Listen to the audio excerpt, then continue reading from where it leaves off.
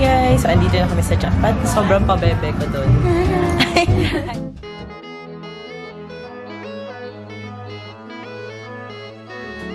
Hey guys, so we're now at Chimes. Say hi, Biel and Jam. Officer na si Jam. Yes, and Julie is here. The others are not yet here. So these products, the face masks, are distributed by the same company. They're called Beauty Box and also Cure. The products that are gonna be introduced today are this one. These are limited edition lip tints and cheek tints from K-Palette. Then of course they have other Cure, K-Palette, and Crashy products.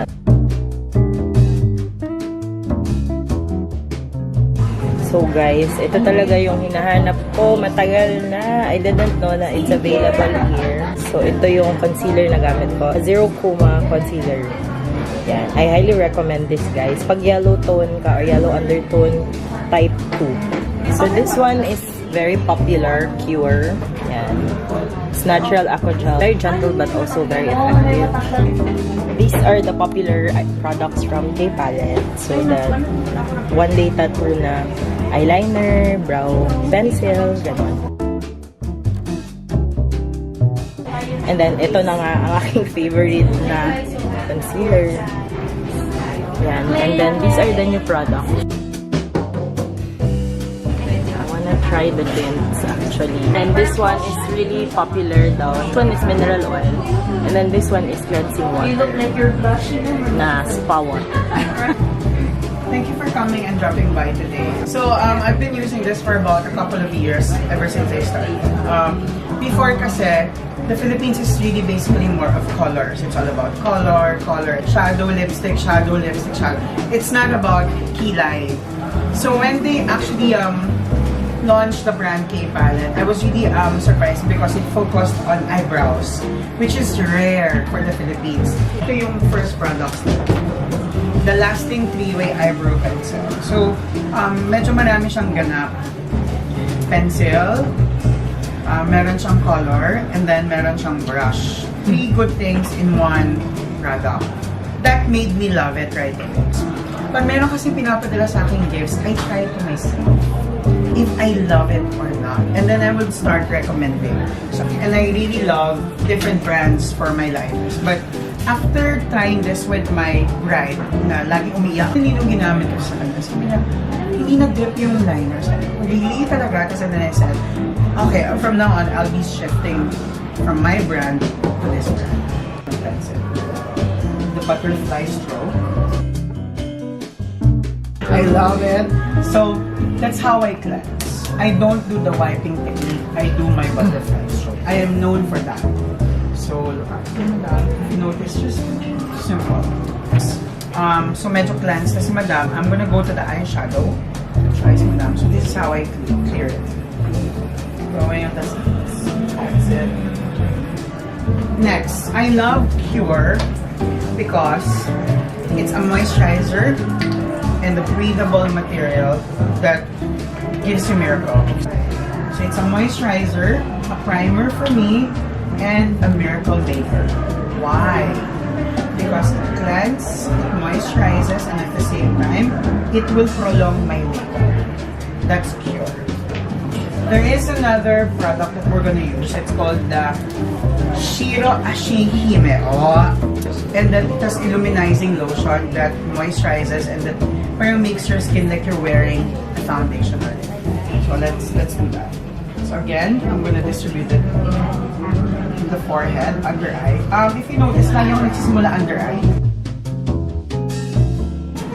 And if you don't have a brush, please don't be scared to use your fingers.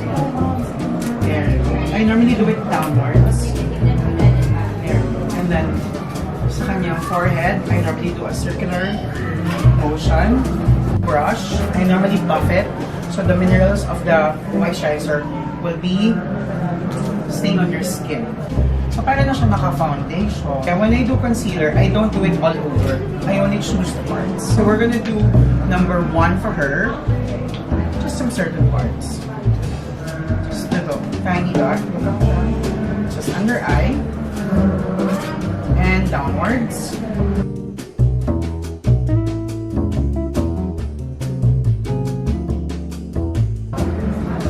And you're done.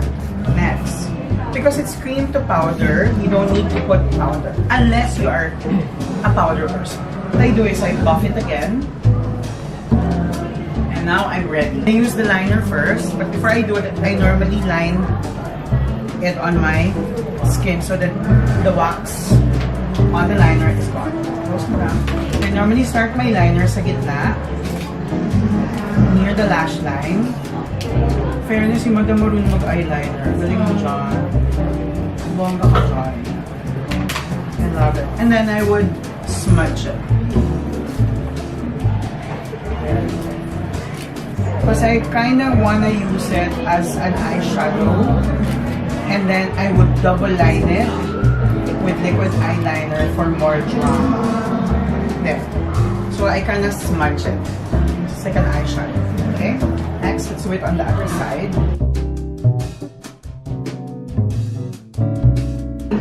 I'm sure you all have a black liner and a brown liner. Because I'm gonna blend both. On top, we're gonna use the black liner.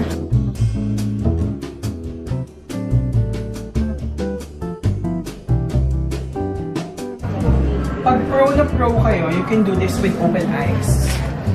Like that. You tilt your head, you look in the mirror, and you start in the middle and you go up. That's how you do it. Pag hindi kayo pro, you start with a pencil, you look straight and then you look down and then you draw. That's the trick, okay?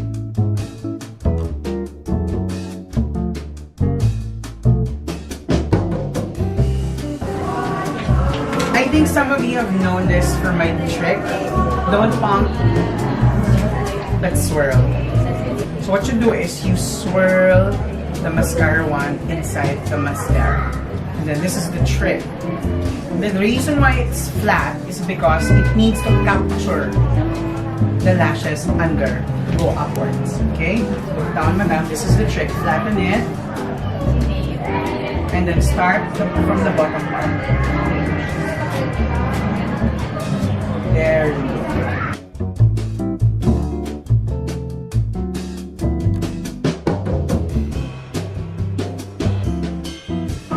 Parang pinirm yung lashes. This is waterproof as well, guys.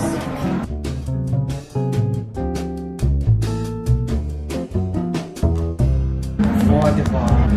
The smaller ones are intended sa ilalim. I like using it underneath. But if I wanted more drama, what I do is I double coat it. Thank you. Sorry. I do it under. The smaller ones. Okay.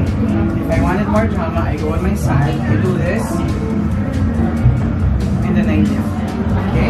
So I'm gonna do it on there. There. There you go. Nice. Next, we're going to the eyebrows, which is my ultimate favorite. The one with the pointy tip and the one with the powder. Some people would say, baliktad siya gumawa. Yes, I don't conform. I normally fill in first before I draw. Okay? This is the trick. Why? Because I'll be able to determine whether she looks good in rounded, squared, or simple feathered shadow. So this is how I'm gonna do it. Number 4, grayish for her. Okay? So dun muna tayo sa powder. So I start filling in on top, like your usual pencil. And then as much as I could, I would reach the bridge of the nose.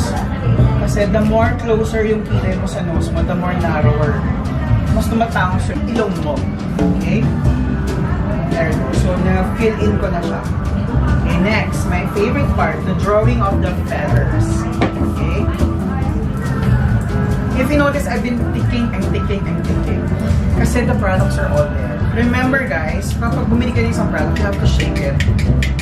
You have to warm it. Those are little bits. So now this is my favorite part. The feathering, okay? I normally start my feathers away, upwards. It's like literally drawing new hair on your eyebrows. You see it, madam?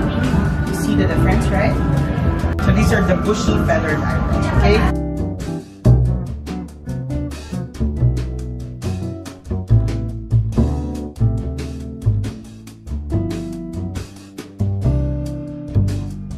Let's fill in the powders again. So this is the trick. So easy. Fill in, fill in, fill in, fill in. It's very easy. Yung mga women nga this morning were like, I don't have to perfect it. I just have to fill it in. Yes, it's true. You don't have to draw and draw. It's a matter of filling in.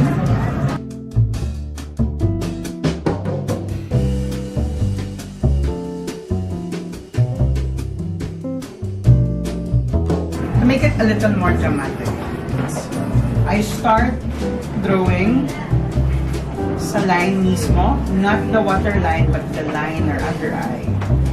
Only 3/4. Look at it, guys. Just 3/4. Why 3/4? That would create a little drama, like your eyes are smiling. Okay? Next, I'll get the smudger. And just smudge it a little more. Yung nag-spill ng konti. Hindi yung perfectly drawn na nakalagay.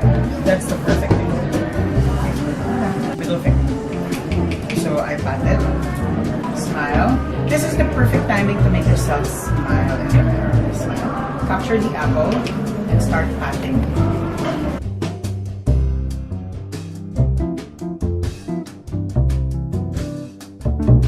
Smile. There. At saka pag feeling nyo, wala kayo sa mood, mag-cheek tint kayo. Bakit? Pag nag-cheek tint ka, smile girl! Smile ka. Diba?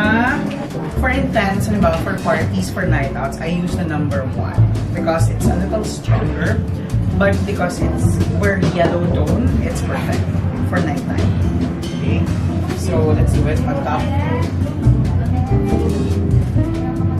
Ayan, mas intense. Mas malala. Let's do number 4 for her. Ito yung color mo eh. Ito yung favorite mo eh. Okay? So she's a number 4. Smile.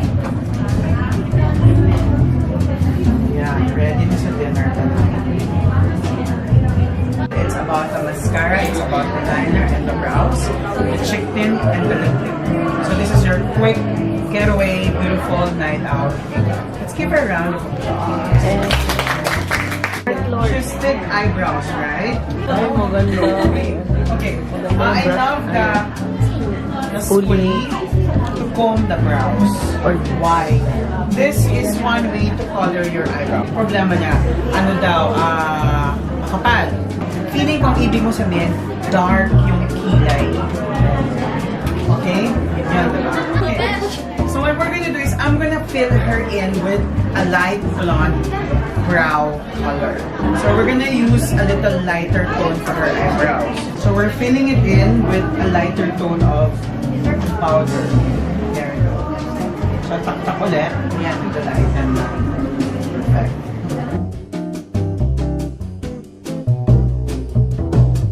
I love coloring eyebrows kasi. So I love this product. Pero ito talaga yung secret weapon dyan eh. I would use my Real Lasting Eyebrow Mascara in taupe. So you're gonna comb your eyebrows with taupe color. Ay, ito. There you go. Malaki ang difference. Bago ka na daw, Mars. Pag-kilay lang dyan. Oh. For demo purposes only siya. Look at that. It's different. Huh? Malaki na And then, Fuller. Cooler. Happy na si Jam. Yes. Oh. Next, because her problem is, ano daw, diba? Maikse, tapos heavy sa mata. Let's give her brown liner instead of a black liner. Right there. We'll start with the brown. Pero yung liner talaga. There we go. And then, again, smudge. Kasi Liner pag talaga. girls Yan na ako. parang ang harsh. Ang harsh mo ngayon. Ganon. Mag-brown kayo. Will make a big difference. And then, we're gonna do a line brown eyes. Eyes. Yung line. We're gonna use the brown liner for her nose. Again, let's start in the middle part. Pag brown kasi guys, huwag kayong matakot na itodo. You can go all the way out because it's only brown. It wouldn't hurt, you know? Dito mo ito todo yung mascara. Okay? No, it's black. Why? Because lighter, darker. Okay?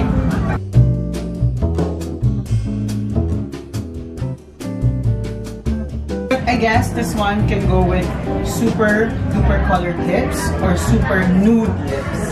You know, what do you feel?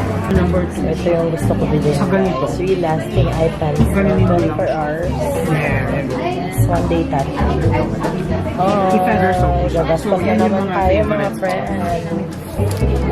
So, ito na siya. Real lasting. This is the other one that I want to buy. This one is what I'm gonna buy. Yes, papabiktima tayo guys. And hindi pa ako sure should I buy it. Hindi pa ako decided. Pero ito na lang muna. No, so this is the other one that I want to try. 12. Dito. Less Ano 10. yan? Yung pangkilay nga, ito yan. Go na yan. Ito ang hindi ako decided sa ano. So, ito yung gusto ko guys. It's the eyeliner, real lasting eye pencil, 24 hours. And ayan, lasting cheek tint. So, dapat guys, explain natin. Dapat kasi pag lips, lipstick syempre, diba? Yan, pag brow, cara, brows din. Ay, sorry, brows din. Yes, pinaka-pink. Yan. Ready? Oh, hindi. Eyeliner and eyeliner. Wait lang. No. This one's for blush. Ang cute. It's parang ako. Clay tayo to, clay. Pink for sale. Cheeks for dito siya. For years talaga. Thank you. Thank you. Babay lang ba?